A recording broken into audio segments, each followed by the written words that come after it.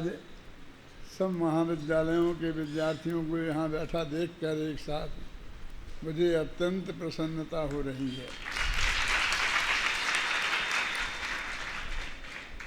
मैं हमेशा ही ये कहा करता था कि भाई सभी विद्यालय बिल्कुल एक से ही हैं, हमारे ही हैं, हम इन्हें अलग नहीं समझते हैं। हमारे टोडरमल महाविद्यालय में हमारे विद्यार्थी पढ़ाते हैं और उनमें भी हमारे ही विद्यार्थी पढ़ाते हैं, तो पढ़ाई में तो कोई खास अंतर रहा ही नहीं ना। और यहाँ जगह जगह अच्छी से अच्छी व्यवस्थाएं लोग दे रहे हैं और विद्यालय खोल रहे हैं, तो एक दफ़े एक साथ बैठे। इस साल ये बात चल रही थी कि अपना जो शिविर श्रवण बेल गोला है ना, उनने विद्वानों के कार्यक्रम रख लिए 1 से 5 अक्टूबर तक। 500 विद्वान बुलाए हैं। अपना शिविर भी इन्हीं तारीखों में था, 3 अक्टूबर तक था। हमसे उनसे बहुत बातचीत हुई तो उनने कहा कि हम आपके 100 विद्वान बुलाना चाहते हैं। 50 विद्वान तो स्नातक परिषद से और 50 विद्वान विद्वत परिषद से, जिसका मैं अध्यक्ष हूँ। तो इस तरह से 100 विद्वानों को श्रवण गोला में उनने बुलाया है। पूरी समाज से 500 विद्वानों को बुलाया। 400 विद्वान, मतलब समझ लो अपने इस तत्व ज्ञान से में नहीं हैं वे, लेकिन दिगंबर जैन हैं, वो लोग हैं, वो 100 अपन हैं। ऐसे 500 विद्वानों को जोड़े सहित अपनी पत्नी बच्चों सहित आवें। बढ़िया व्यवस्था सब टारक जी करेंगे और वहाँ सेमिनार होगा। जब 100 विद्वान अपने जाएंगे तो हमारे छठे छठाए विद्वान तो सब चले ही जाएंगे ही ना उनमें, उसमें मुझे भी जाना ही पड़ेगा। तो ऐसी स्थिति में ये शिविर की तारीख बदलना हमें बहुत ज़रूरी था। तो एकदम इतना जल्दी तारीख बदलेंगे तो जो जितने लोग आते हैं वे भी नहीं आएंगे। ये विकल्प चल रहा था बार बार। तो मैंने एक प्रस्ताव रखा अपने ट्रस्ट की मीटिंग में कि क्यों ना हम अपने सभी महाविद्यालयों का ये शिविर लगाएं और जिसमें विद्यार्थियों को ठोस तत्व ज्ञान की पढ़ाई कराएं। और जिस विषय का जो विशेषज्ञ विद्वान है, बिना किसी भेदभाव के हम उस विद्वान को बुलाकर इन विद्यार्थियों का अध्ययन कराएं। जैसे हमने परीक्षा मुक्त सूत्र पढ़ाने के लिए, क्या नाम भैया तेरा, योगेश को बुलाया। लोगों ने को आश्चर्य बहुत हुआ। मैंने कहा कि भाई आएंगे कि नहीं आएंगे। मैंने कहा देखो मैं बात करके देखता हूँ, मैं तो नहीं मानता कि मैं बात करूँगा तो वो नहीं आएंगे। मेरे कहने का मतलब है हमने बिल्कुल अलग सोच के माध्यम से ज्ञान को प्रमुखता दी, योग्यता को प्रमुखता दी, पढ़ाएगा कैसा इसको प्रमुखता दी। अपने और पराये का भेद विज्ञान नहीं किया। जैसे हमारे विद्यालयों के विद्यार्थी आए और कल बात चल रही थी कि इनके रोल नंबर कैसे देना। मैंने कैसे देना, इस विद्यालय के अलग, उस विद्यालय के अलग, उस विद्यालय के अलग। मैंने कहा ये नहीं होगा।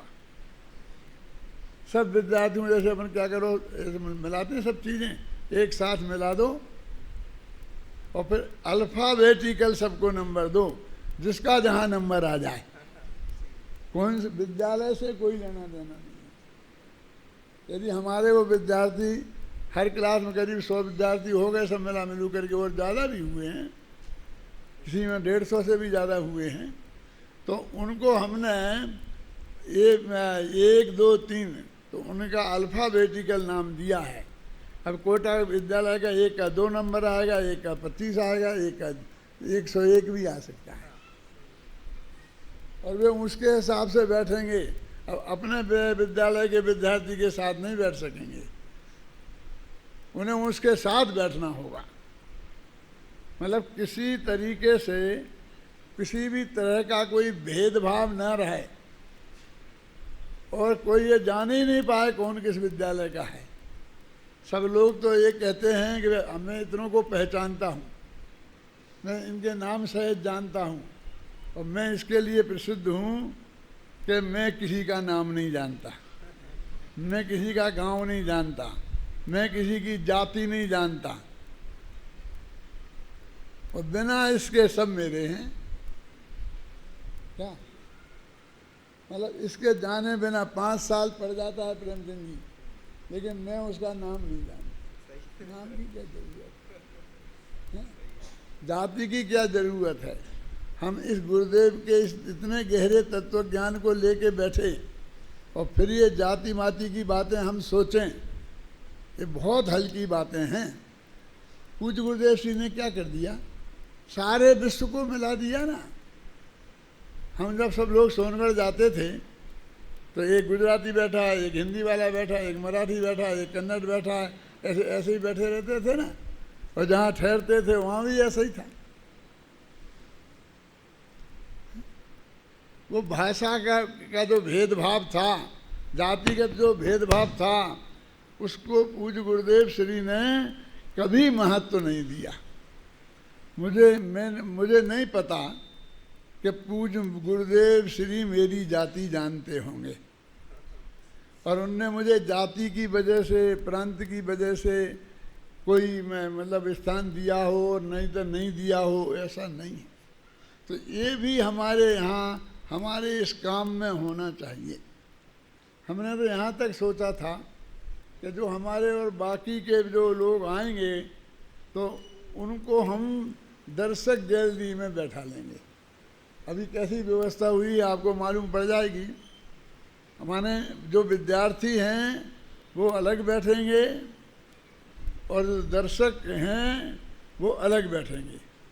उसमें फ़ायदा क्या है कि विद्यार्थियों से तो हम पूछेंगे, बीच में खड़ा करेंगे। पढ़ाई करानी है हमको, सबसे प्रवचन नहीं कराना है।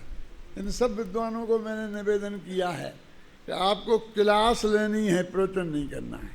प्रवचन जो शाम को एक होगा तो सुमत प्रकाश जी करेंगे, सुबह एक मैं करूँगा, और प्रवचन 2 ही होंगे, बाकी क्लासें होंगी, प्रवचन नहीं होंगे। क्लास और प्रवचन में बहुत फर्क है। प्रवचन में जितने ज़्यादा लोग हों उतना अच्छा माना जाता है, क्लास में जितने कम हों उतने अच्छा माना जाता है। ये झगड़ा चलता है 50 से ज़्यादा क्लास हो तो 2 क्लासें कर दो, चलता ना। अभी बड़े बड़े जो स्कूल हैं स्टैंडर्ड के, उनमें 30 की एक क्लास होती है। यदि 60 विद्यार्थी हैं तो वो 2 सेक्शन कर देते हैं, और प्रवचन के लिए तो अपन जितने हो जाएं उतना ही कम है, हैं? प्रवचनों में जितने उदाहरण होते हैं, जितनी और चीज़ें होती हैं, क्लास में वो नहीं होती हैं। मूल तत्व ज्ञान पढ़ाया जाता है, सूत्र से पढ़ा। सबका हमने पाठ्यक्रम नक्की किया है। इतने सूत्र आपको पढ़ाने ही पड़ेंगे। 8 दिन में बाद उनकी परीक्षा होगी, फिर रिजल्ट निकलेगा, फिर जो फर्स्ट क्लास, सेकंड, थर्ड जो होंगे उनको पुरस्कृत किया जाएगा। वो सारी प्रक्रिया हमने इस शिविर में लागू की है ना। और फिर दर्शक लोग भी इसे देखेंगे तो पसंद करेंगे। यदि वो कहेंगे कि हम भी पूरी तरह पढ़ना चाहते हैं, हम भी परीक्षा देंगे, हमसे भी बीच में पूछा जाए, तो हम उनको भी इनमें शामिल करने की कोशिश करेंगे। यदि ऐसे कुछ लोग आए तो, कोई एक आदमी आया तो नहीं करेंगे कुछ भी।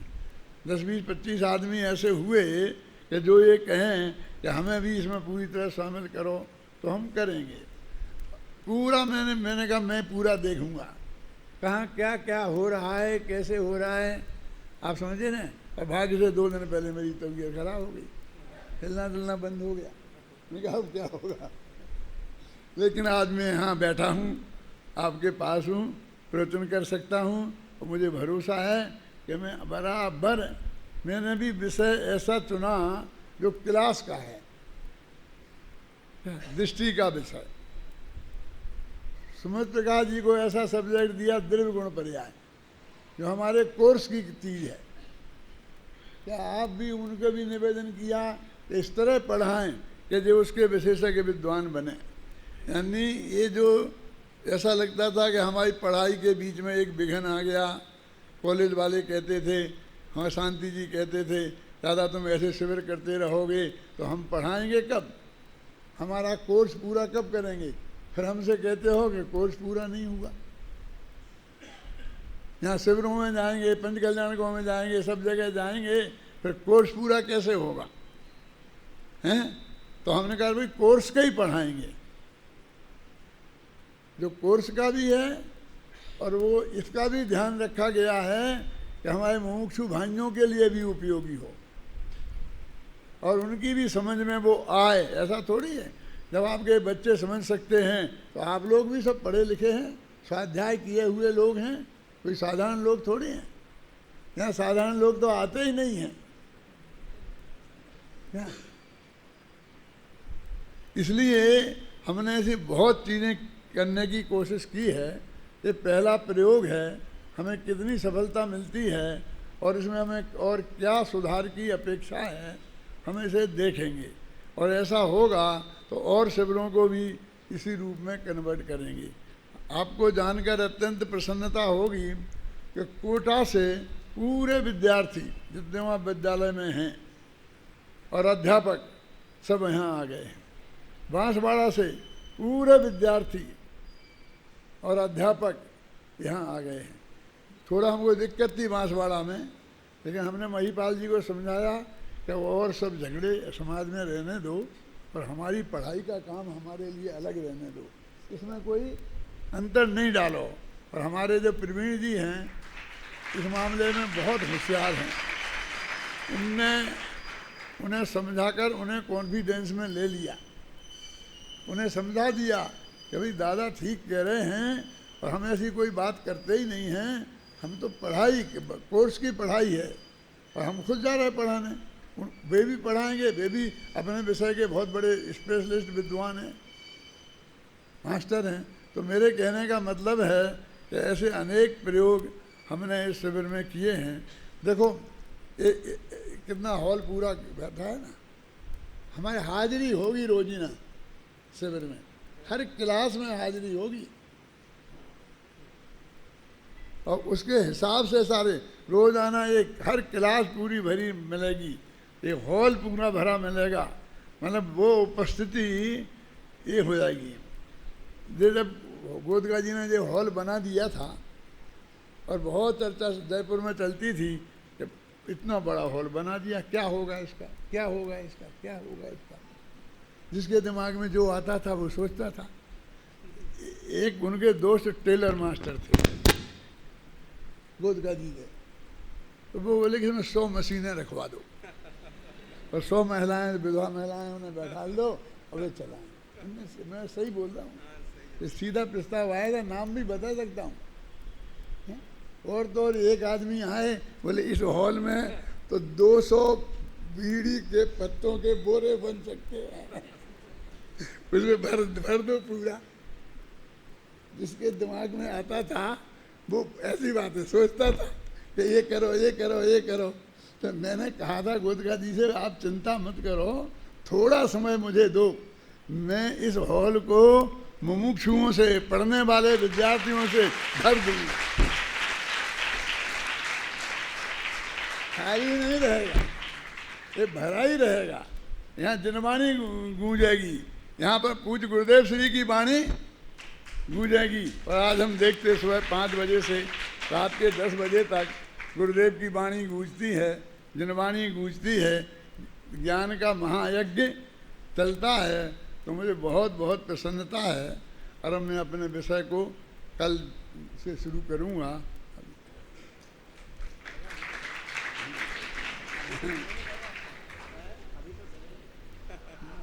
और अब अध्यक्षीय उद्बोधन हेतु भाई साहब श्री प्रेमचंद जी साहब।